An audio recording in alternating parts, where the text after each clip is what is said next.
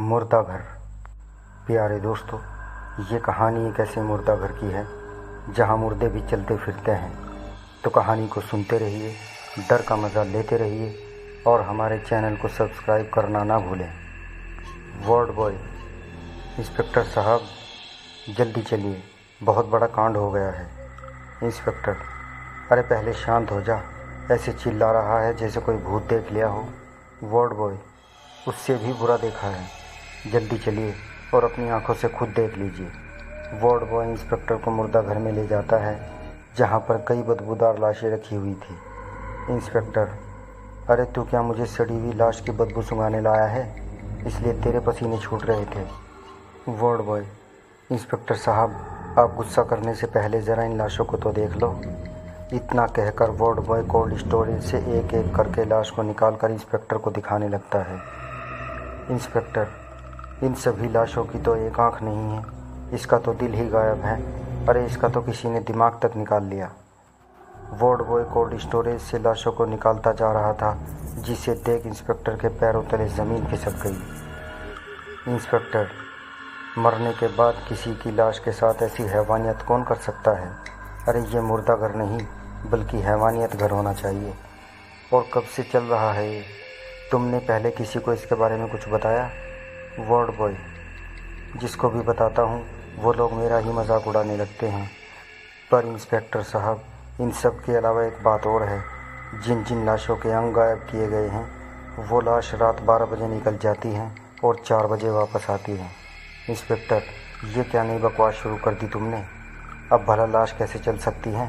तुमने शायद कोई बुरा सपना देखा होगा, तो अब आप भी मेरा मजाक उड़ाने लगे। लेकिन इंस्पेक्टर साहब, ये सब सच है, और अगर आपको यकीन नहीं आता तो आज रात आप खुद इस जगह पर रुक कर देख लीजिए।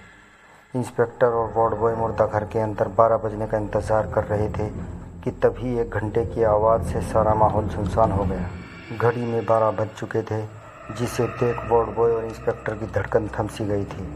दोनों की नज़र कोल्ड स्टोरेज पर थी कि तभी अचानक से एक एक करके कोल्ड स्टोरेज के बॉक्स खुलने लगे।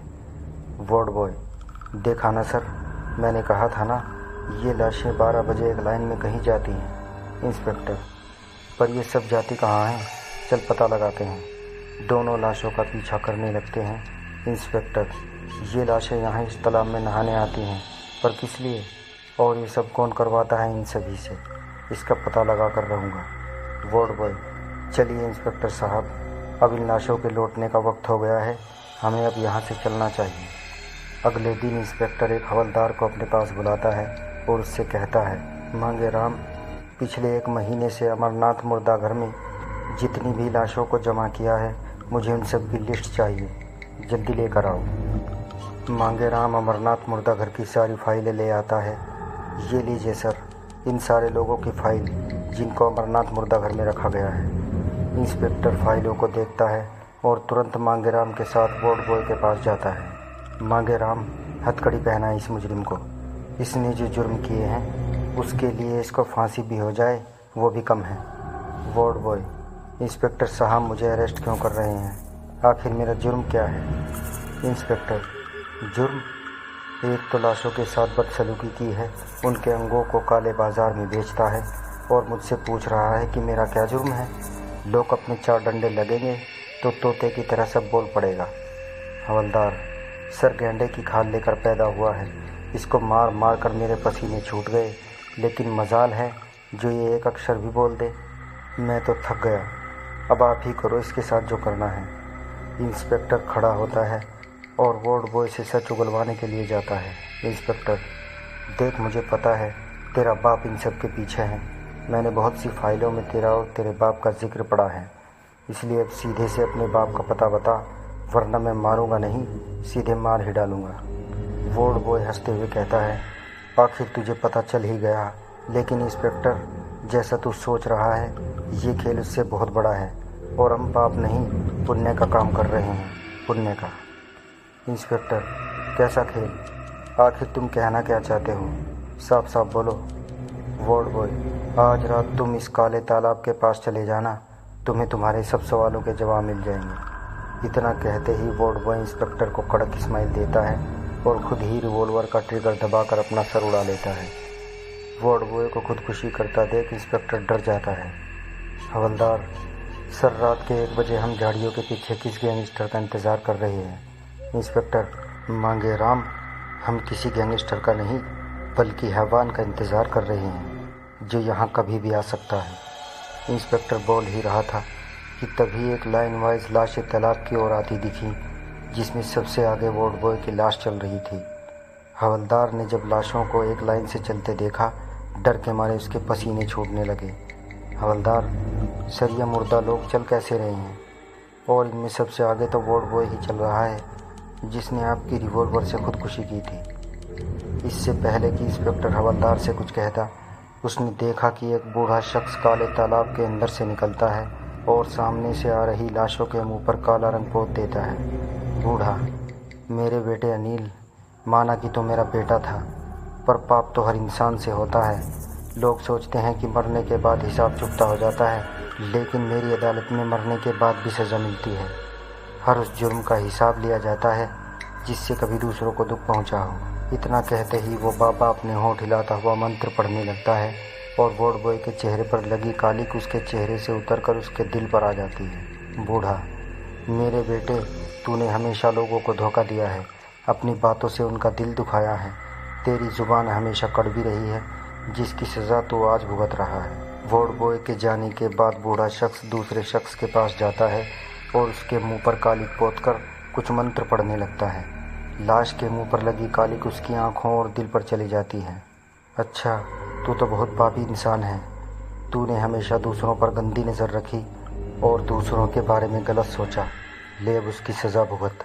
बूढ़े शख्स ने अपने एक हाथ से उसका दिल और दूसरे हाथ से उसकी दोनों आंखें उसके जिस्म से निकाल ली और उसके बाद भी वो शख्स काले तालाब में नहाने के लिए चला जाता है। इतने में इंस्पेक्टर और हवलदार झाड़ी के पीछे से निकलकर सामने आ जाते हैं। इंस्पेक्टर, बंद करो अपना घिनौना इंसाफ। अरे तू होता कौन है इसके कर्मों का फैसला करने वाला? बूढ़ा, इंस्पेक्टर विक्रम, तुम, लगता है तुमने मुझे पहचाना नहीं। मैं वही हूँ जिसको तुमने पकड़ा था और 20 सालों की सज़ा दिलवाई थी, सिर्फ इस जुर्म में कि मैंने एक खूनी का खून किया था। अफसोस मुरारी, तुम सज़ा काट कर भी नहीं सुधरे, लेकिन इतना जान लो कि कानून की नज़र में हर वो इंसान गुनहगार है जो कानून को अपने हाथ में लेगा, समझा? और लगता है तुझे फिर सज़ा मैं ही दिलवाऊंगा। बूढ़ा, अरे सज़ा तो तब दिलवाएगा जब तू जिंदा बचेगा। जाओ इंस्पेक्टर को मार डालो। मुरारी के इशारा करते ही वार्ड बॉय के साथ आई और भी लाशें किसी भूखे भेड़िए की तरह इंस्पेक्टर को मारने चलती हैं। विक्रम भी लाशों को अपनी तरफ आता देख सतर्क हो गया। उसने तुरंत ही अपनी रिवॉल्वर निकाल ली और उन सभी के सर पर एक एक गोली मार दी, लेकिन उन लाशों को कुछ नहीं हुआ। वो इंस्पेक्टर की तरफ बढ़ते जा रहे थे। उन सब ने विक्रम को दबोच लिया। विक्रम भी जान के डर से झटपटाने लगा। मांगेराम विक्रम की मदद के लिए दौड़ा ही था कि वार्ड बॉय मांगेराम की तरफ आया और उसकी गर्दन को काटकर उसे मार डाला। इंस्पेक्टर मन में सोचता है, विक्रम कुछ सोच, अगर जल्दी ही तूने कुछ नहीं किया तो ये लाशें तुझे भी कच्चा चबा डालेंगी। विक्रम अभी बोल ही रहा था कि उसे लाशों पर वो काला रंग दिखा और अगले ही पल विक्रम ने वो काला रंग अपने चेहरे पर गूंथ लिया। बूढ़ा, ये क्या किया तूने? तू तो जिंदा था, अभी मरा नहीं था। विक्रम ने जैसे ही वो काला रंग अपने चेहरे पर गूंदा, सारी लाशें अपने आप ही पीछे हट गईं। लाशों के पीछे हटते ही विक्रम सीधा मुरारी के पास पहुंचा और मार मार कर उसका बुरा हाल कर दिया।